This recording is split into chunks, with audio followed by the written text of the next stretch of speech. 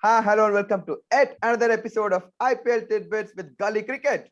And today we have Shash and Manas along with me, Kar. Hi guys. Hi. Hi. All right, so we always knew, right? We said like the title defense is hanging by a thread. Mm, And Shash, Mumbai yeah. Indians are back. And how? That was a proper thumping of Rajasthan Royals, wasn't it?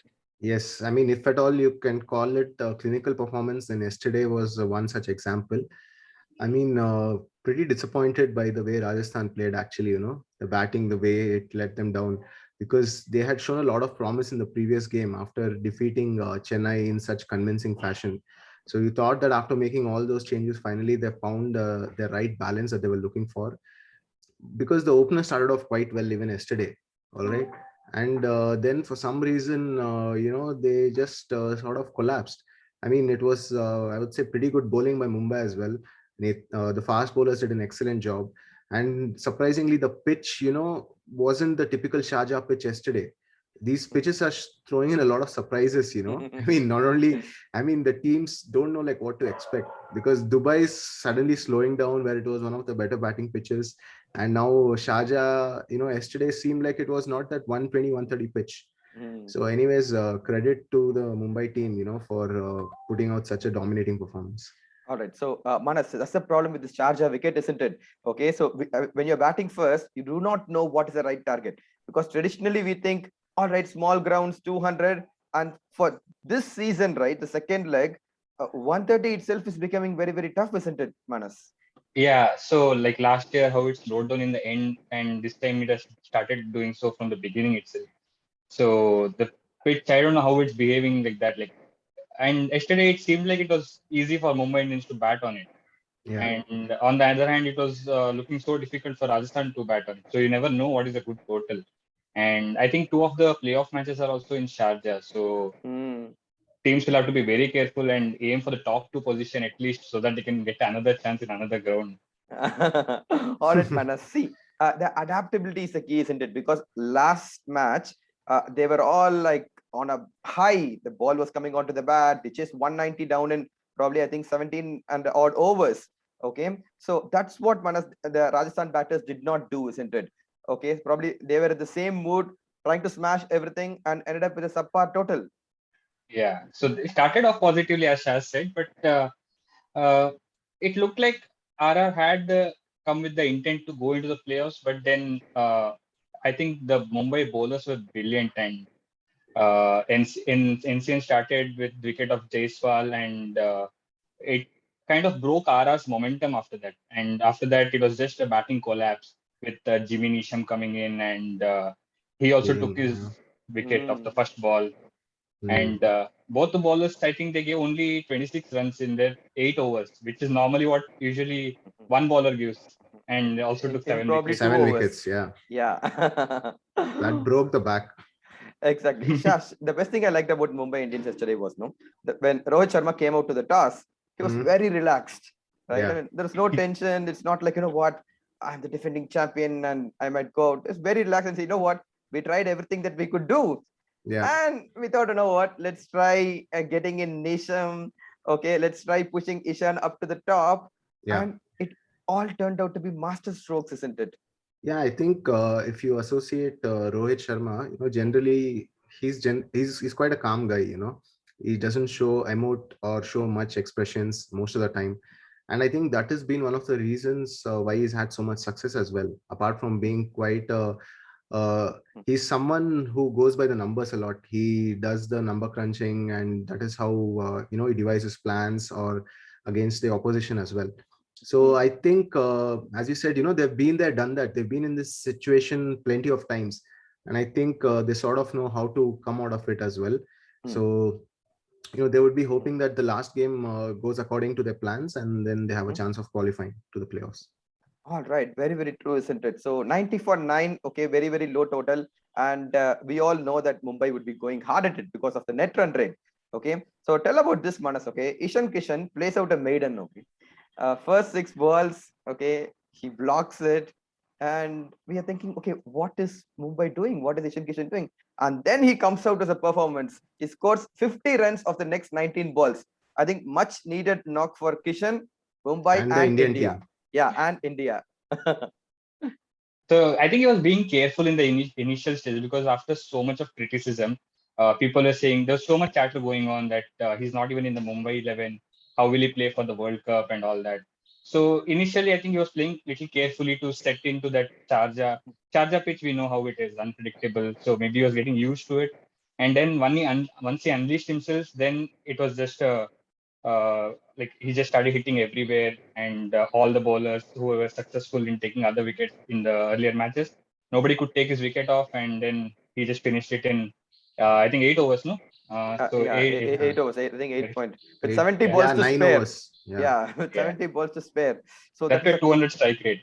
exactly. So that was a comprehensive win for Mumbai Indians yesterday. And out of nowhere, they are back in contention, okay, for that playoff spot. Okay, because Yeah. like they said, you know what, you have to win by a combined margin of 150 balls or something for the net run rate to go above KKR. And they've already done one in 70 balls. Okay, and the next match they're playing against Sunrisers Hyderabad, who are not in great form. Hmm. Okay, so that actually opens up the IPL table really, really well. So talking about playing Sunrisers Hyderabad, Yeah. okay, so these two boys must be excited. I could see all the T-shirt and everything for Manas. Okay, RCB are playing Sunrisers Hyderabad today. Shash, though they have qualified, Yeah. okay, lot at stake is in that. The top two spot is there for grabs. Yes, definitely. I mean, if they win this game, they're going to knock the doors of going into the top two. So, because ideally you would want them to have 20 points to confirm their, position, because the net run rate is not that great, whereas Hmm. the Chennai and Delhi have a better net run rate. I don't know it's always the case with RCB. I mean, even if they win by a big margin, I don't know why the net run rate never, sort of goes to the positive. No, I think they lost a couple of matches by big Yeah, margins, Yeah, I think right? one against Kolkata is what I can remember. No, and the Chennai match also, right? The first leg, I think they lost by a Ah, huge margin. I think by 70 runs or yeah. something. But then Yeah. we again won against Mumbai by some 55 odd runs. So I thought there it was going to like improve. But there's a lot of like calculations that goes into, deciding the net run rate. Yeah. Yeah, they would want some runs from AB as well as, Kohli to score at a better strike rate is what I would say. Because they actually faltered in the last game after getting such a good start. So they would want to iron out those flaws and try and have a clinical game against an underpower SRH. Yeah. So they would definitely want to piece all those puzzles together. Manas, but one thing that has really been working for them is the death bowling, isn't it? Because RCB yeah. has traditionally been a team whose end overs bowling was bad. But this season, I'm probably starting from the last Last season. season, yeah. Yeah, I think they've really been better. And thanks to all those guys, Hashal Patel, Siraj, and everyone. Yeah, so in the last overs, they are bowling brilliantly, and it was lacking from all these years. The death bowling was a major concern. They got in so many bowlers, Chris Jordan, and nothing worked out for them. And I Yeah. think this year it's working out well. But the problem is they're not taking wickets in the initial first 10 overs. Hmm. So if you see a stat, I think in the second leg of this IPL, they have not taken even a single wicket in the power play overs. Hmm. Oh So my that goodness. would be a major concern here, especially with Jason Roy and other Kane Williamson who can just start and score a lot in power play. I think RCB should bring things into control there itself. Maybe get Chahal in to, get Yeah, Roy or someone like that. they may Yeah. even get Hasaranga for just for Roy. I think last time when Hmm. they played in Abu Dhabi, Hasaranga played there. Instead So of Christian. could be tough choice. All right. Because I honestly, I mean, I'm not seeing any value of being added by Christian because he's Hmm. not got any runs, and he's not like a very threatening bowler. He has experience, but then I don't see him adding a lot of value. Uh, Hasaranga, he's a young guy, a leg spinner, and also handy with the bat as well. So might as well be an option. And going into the playoff, I think they should get their combination right. They can't be changing in the last stages Yeah. and still be thinking of who should be playing and all that. So they should get Yeah, it I right think today. George Garton has sort of fit in quite well. Yeah. In that, I think he can bat a bit as well, right? I don't know about his Yes, batting Uh, because that's what I'm hearing as well. yeah, Yeah, Josh Cotton can bat a bit as well. so that'll add depth to the team as well. Yeah, I mean, in a T20, I think everybody has to do everything, okay, Yeah. so that they actually add that Contribute. value. Exactly. So RCB looks all set. They start favorites for this match. But Shash, talking about SRH, right? Hmm. Even they're also like Mumbai, right? They've tried everything, Yeah. okay? They've lost everything. Okay, in fact, it has gotten to a stage wherein the commentators are actually asking Mumbai and RCB that, are you happy that you're playing SRH in your last matches? Okay, so I Yeah. think they would want to make a point, isn't it? They would want to prove some people wrong, go there, express themselves, and get a couple of seasons wins under their belt. Yeah, I think they've only won 2 games out of 12 till Right? now. Yeah. And I think if they don't win the last 2 games, I think it would be the lowest points for any team which has played IPL in a season, if I'm not wrong. I think RCB have been in the last position a few times, but then it's never Yeah, they gone always below won 8. like 4 matches, 5 matches. Yeah, 4 or 5 matches. Yeah, 4 matches. So that is something that they would really want to make sure. But seeing it just feels like there is no confidence in the team, and certain times luck also plays a part. It seems like anything that they're trying is not actually falling into place. So it looks quite tough for me, if you ask, considering that they're playing two top oppositions. But yeah, you never say never in a T20 game. Exactly, especially if it's IPL. Okay, Yeah. I'm sure any team can surprise any team on any given day. We just hope it's not today. That's all.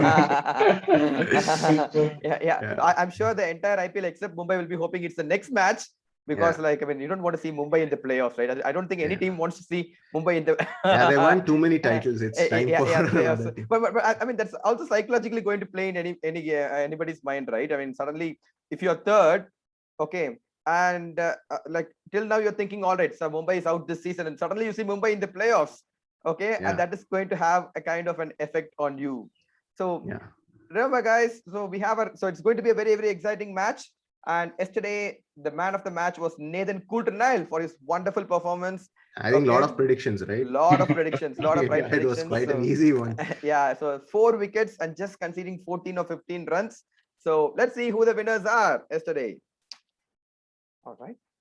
So Manas. All right. So Manas, why don't you do the honors of announcing the winner today? Oh, it's the Great, man Russ. from the Caribbean. Yes. Yeah, it's the man from the. Oh my God. What Why happened? is this happening? Have you Okay. become invisible suddenly? Yes, it's become. All right. The invisible man from the Caribbean, Bree Russ. Yeah. Congratulations, Bree Russ. Who's been a regular subscriber, a commenter, you would say. Yeah. So hopefully you're fit and fine for the next match. Okay, Yeah. because Kolkata will definitely need you. Okay, Yeah. and remember, this is going to be the link to predict the man of the match for this match between RCB and SRH. So keep predicting, enjoy the cricket, and have fun, folks. Cheers.